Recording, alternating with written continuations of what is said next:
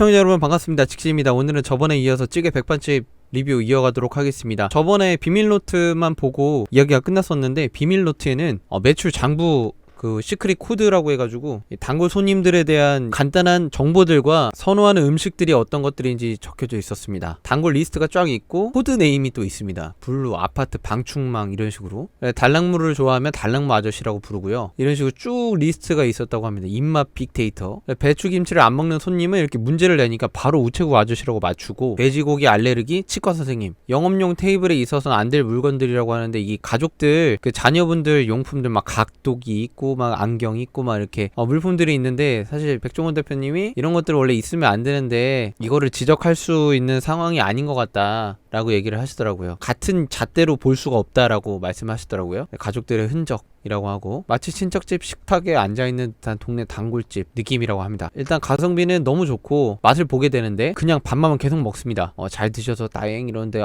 할머니라고 해도 되죠? 할머니 표정이 너무 인자한 미소를 짓고 있어가지고 볼 때마다 감격스럽습니다. 아까 점심 오지게 많이 드셨는데도 한 공기를 뚝딱 하십니다. 그래서 이 백반 맛 평가를 하고 싶지 않다고 라고 얘기를 하고, 이 가성비로 존재하는 것만으로 너무나 대단하다라고 말씀하십니다. 그래서 처음에는 4,500원이었고 2013년도에 500원을 올렸고 5년 만에 1,000원을 올렸다고 합니다. 그래서 지금 6,000원이 이어지고 있는 거고요. 방송 나갈 수가 없다고, 단골 손님들한테 죄 짓는 거라고. 왜냐면 이제 단골 손님들도 줄 서서 기다려야 될 상황이 터지게 되니까 미리 죄송하다고 얘기를 합니다. 그래서 주방을 보는데 온갖 접시들과 막걸리 잔이 있는데, 이 막걸리 잔이 왜 있느냐, 밥 공기보다 밥걸리 잔이 그 밥을 더 많이 담을 수 있고, 그리고 또 그거를 다 먹어도 또 리필을 해준다고 합니다. 그래서 이런 거를 배려해주기 위해 막걸리 잔으로 쓰는 백반집이 과연 있을까? 저는 한 번도 본 적이 없거든요. 유일하게 지금 지적을 하는 게 밖에 야채 냉장고가 있는데요. 이거를 좀 법에 어긋나서 만약 민원이 들어오면은 치워줘야 된다.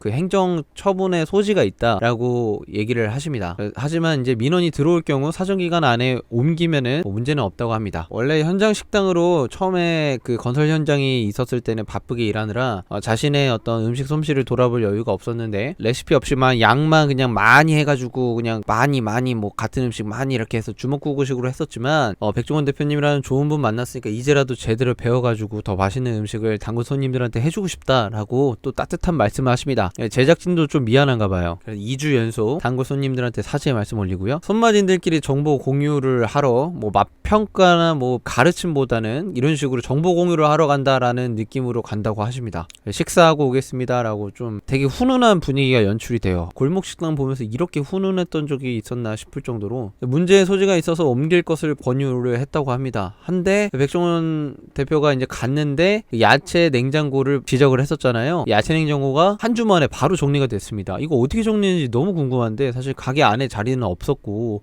근데 어디 바로 정리가 돼가지고 너무 신기하네요. 점심장사 했냐고 하니까 촬영 때문에 많이 안 왔다, 첫 손님이다 이런 식으로 얘기하고, 메인 메뉴 플러스 기본 반찬 9종류의 대체 반찬까지 준비를 해놨다고 합니다. 그래서 그 기존 백반 말고도 김치찌개, 해물 순두부찌개, 제육볶음에 대한 레시피 조언을 얻고 싶다고 하고, 백종원 대표님이 계속해서 칭찬을 많이 합니다. 동네에 하나씩만 있으면 좋겠다, 내 동네에 와서 했으면 좋겠다 이런 식으로. 어머니가 어디까지 신경을 쓰냐면, 그래서 매일 백반 이런 게 좀 많이 바뀌느냐 반찬들이 물어보니까, 전날 예보를 보고 만약 비가 오면은 그날 아침에 김치찌개를 하거나 전을 한다거나 그런 식의 맞춤 반찬을 한다고 해요. 와, 이런 센스가 있다라는 게 진짜 말도 안 되는 것 같아요. 너무 따뜻한데 진짜 거의 하숙집인데요, 하숙집. 와, 그런 정성을 누가 이겨요 하면서 막 감탄하면서 또 먹습니다. 김치찌개의 맛을 보는데요, 찡긋합니다. 여기서부터 약간 불안감이 밀려오기 시작하는데, 해물을 먹어보고 살짝 웃음을 짓습니다. 김치찌개부터 김치찌개 먹은 고기가 좀 문제가 있나봐요. 냄새가 많이 난다고 합니다. 고기 잡내를 잡지 못한 사장님인데요, 왜 이 고기를 직접 맛보지 않았을까라는 얘기가 드는데, 왜냐면 사장님의 요리 실력이 저번에 봤다시피 흠잡을 때가 많이 없었기 때문에. 근데 찌개 국물은 맛을 보는데 고기를 못 먹는데요. 왜 고기를 못 먹느냐, 췌장염 때문에 췌장의 80%를 절제하셔가지고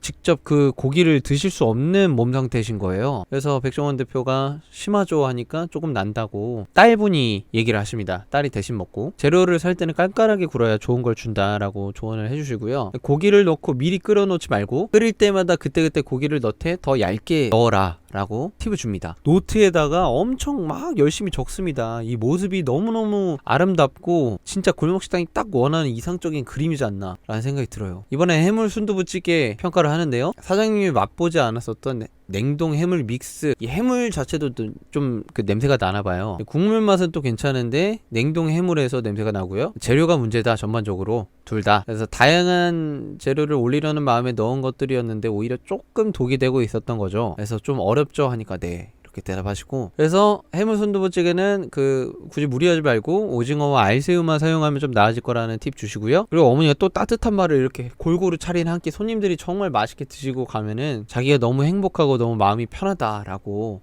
얘기를 하십니다. 이게 진짜 막 일이 행복해서 일을 하는 느낌이 들어버려서, 와 이거 진짜 이런 삶을 살아야 되는데 라고 저도 반성하게 됩니다. 그럼 감사하죠. 저희야 우리 동네 와서 하시지 이거. 이렇게 백종원 대표님도 따뜻한 말씀하시고. 그래서 마지막 조언 정리를 합니다. 김치찌개와 해물 순두부찌개 양념장은 좋다, 국물 맛은 좋은데 신선한 고기와 다른 해물로 좀 바꿔봐라 라고 얘기를 하십니다. 제육볶음이 조금 문제인데 하면서 제육볶음 얘기는 나중에 하게 됩니다. 다음 주로 얘기를 들려드릴 예정이고요. 그래서 예고편을 보시면은 어머니가 고기 맛을 좀 이렇게 재료도 바꿔보고 시도를 하신 다음에 오늘 먹고 죽을래도 먹을 거야 이렇게 얘기를 하시면서 고기를 드시려고 그래요. 근데 고기를 드시면 안 되는 상황인데, 그래서 되게 좀 예고편을 나름 이 해피해피한 식당이다 보니까 자극적으로 뽑으려다 보니까 이런 지경까지 오게 됐는데, 어쨌든 어머님이 손님들에게 정말 질 좋은 음식을 해주기 위한 그런 노력과 마음이 더 보여지는 장면이 아닌가 싶어요. 단골 손님들은 뭐 사장님의 이런 사정을 다 알고 계셨을 수 있지만 모르고 계셨던 단골 손님들은 더 마음이 따뜻해지는 순간이 아니었을까라는 생각이 듭니다. 이상 오늘 찌개 백반집 리뷰는 여기까지고요. 다른 영상으로 다시 찾아뵙겠습니다.